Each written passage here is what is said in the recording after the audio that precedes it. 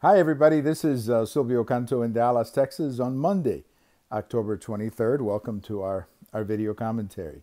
Today we're going to talk about President Carter. He made some rather interesting remarks over the weekend that I want to bring to your attention. You know, we have not heard about President Carter much these days. Of course, it's been over 40 years that he was in the White House. Some of you were not even born when he was in the White House. And he's been, pretty much a very low profile recently, in large part because he's had some health problems.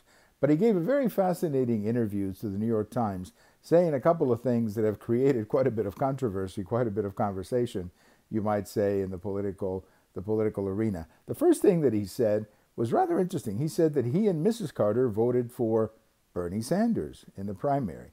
That's a pretty shocking statement coming from a previous president. You would think that a previous president would have voted for the establishment candidate, Mrs. Clinton. So the fact that Mr. Carter and Mrs. Carter decided to vote for Bernie Sanders, I think it's quite an indictment and quite a message, I would think, from Mr. Carter that he would like to see different leadership in the Democrat Party. So that was big. That was huge. The Carters voted for Bernie Sanders. That's, I think, a pretty big story. The other thing that he said that is also receiving a lot of attention is that he feels that the media coverage of President Trump has been a lot worse than that of his predecessors. And on that particular point, he's exactly right. You know, people say, well, the media should be tough. I agree. I completely agree. I'd love to see a tough media. I wish we would have had a tough media during the 8 years of Obama. I think many of the things that President Obama did, whether it was the Obamacare and the disaster, for example, with the computer and all of those things that were going on, the problem with Benghazi, the fast and furious guns to the Mexican cartels, the problems with the IRS, where groups were targeted. All of that should have been investigated in more detail by the media. It wasn't. It was kind of left alone. But Mr. Carter was given, Mr. Obama was given the benefit of the doubt, something that never happens with President Trump. They always assume that there's something behind the curtain with President Trump. So I think President Carter is exactly right.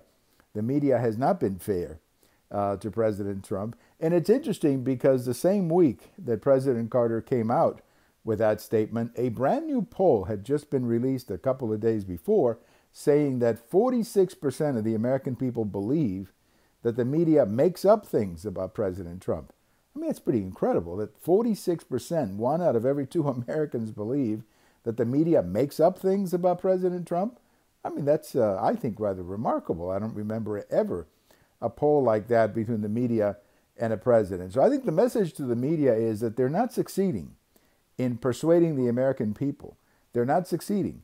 In fact, they may be hurting themselves by becoming too much associated with anti-Trumpism, with the anti-Trump movement, when in fact that's not their job. Their job is not to be pro-Trump or anti-Trump.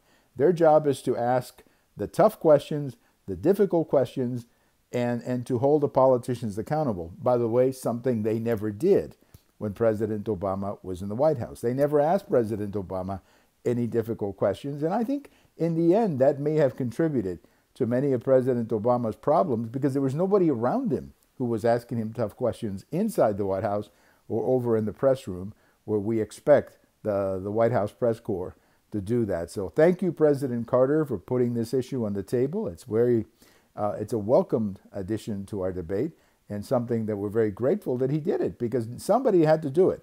Obviously, a former president always has a lot of credibility when he makes a statement like that. Thank you for watching. You have all of these video commentaries over at my YouTube account, also on Twitter as well as my blog. And before I go, I got to say good luck to the Houston Astros. The last time we spoke, they were, still in it with the Yankees. They beat the Yankees, and now they're going to the World Series. Obviously, here in North Texas, we like the Rangers.